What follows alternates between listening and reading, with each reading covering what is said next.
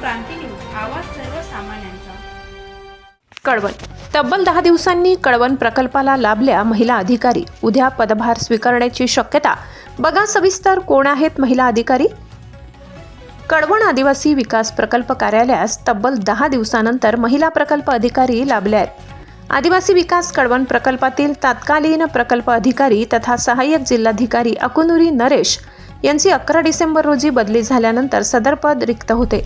अखेर 19 डिसेंबर रोजी शासनाचे सहसचिव सुभाष उमराणीकर यांच्या आदेशानुसार डॉक्टर कश्मीरा संखे यांची कळवण प्रकल्प अधिकारी तथा सहाय्यक जिल्हाधिकारीपदी नियुक्ती करण्यात आली आहे.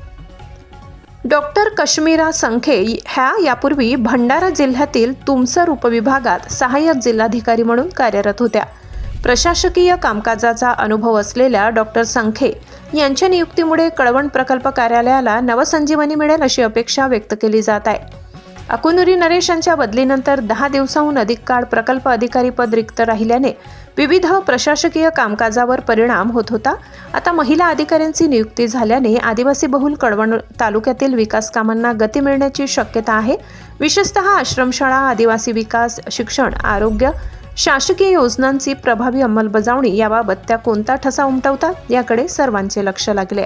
दरम्यान डॉक्टर कश्मीरा संखे ह्या उद्या दिनांक 22 डिसेंबर रोजी कळवण आदिवासी विकास प्रकल्प कार्यालयात अधिकृतपणे पदभार स्वीकारण्याची शक्यता वर्तविण्यात येत आहे.